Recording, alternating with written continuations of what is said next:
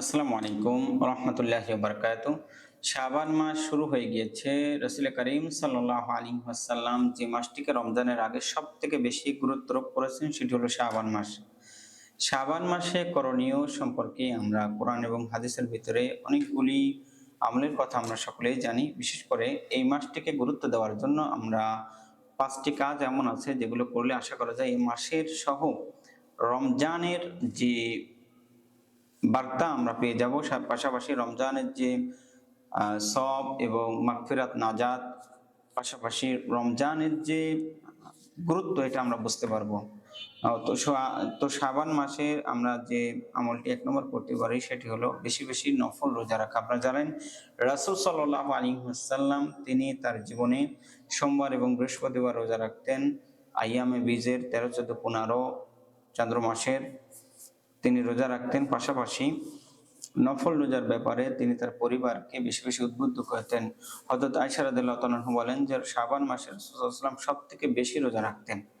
তো আমাদের এই মাসে আমাদের কাজ হবে যে আমরা যেন রোজাকে গুরুত্ব দিই বেশি, আমরা যেন বেশি বেশি রোজা রাখতে পারি, কারণ সামনের মাসেই আমাদেরকে কাঙ্ক্ষিত মাস আমাদের মাঝে আসতে যাচ্ছে। এরপরে ২য় নম্বর হলো কোরআন তেলাওয়াত করা।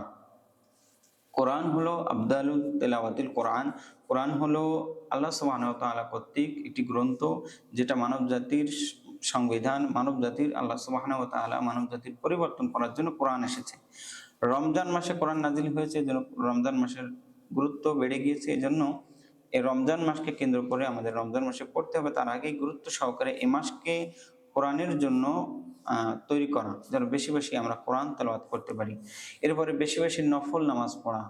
আগামী মাসে আমাদের রমজান মাস আসতেছে, এই রমজানের আগেই যেন আমরা তৈরি হতে পারি যে আমাদের নফল নামাজগুলি আমরা বেশি বেশি যেন পড়তে পারি। এরপর ইস্তেগফার পড়া, যে রাসূল সাল্লাল্লাহু আলাইহি ওয়াসাল্লাম বলেছেন যে তিনি তার জীবনে সবথেকে বেশি ইস্তেগফার করেছেন এবং তিনি ৭০ বারের অধিক তিনি ইস্তেগফার করতেন। তো আমরা যদি আমাদের এই আমলটা আমাদের যদি বাড়াতে পারি, আশা করা যায় শাবান মাসের যে গুরুত্ব এটার সাথে আমাদের একমত হবে ইনশাআল্লাহ, আশা করা যায়। এরপরে ৫ নম্বর হলো বেশি বেশি দুরূদ পড়া। বেশি বেশি দুরূদ পড়া, রাসূল সাল্লাল্লাহু আলাইহি ওয়াসাল্লামের উপরে বেশি বেশি দুরূদ পড়লে রাসূল সাল্লাল্লাহু আলাইহি ওয়াসাল্লাম কিয়ামতের ময়দানে তার জন্য শাফায়াত করবেন। এজন্য দুরূদ পড়া এবং রমজানের প্রস্তুতি আমরা কিভাবে নিতে পারি। রমজান আমাদের আগামী মাসে আমাদের রমজান হবে। এই রমজানকে কেন্দ্র করে আমাদের পারিবারিক কাজ, সামাজিক কাজ, রাষ্ট্রীয় কাজ, যেন সব কাজের ভিতরে একটা ব্যালেন্স এনে যেন রমজানের প্রস্তুতি নিতে পারি।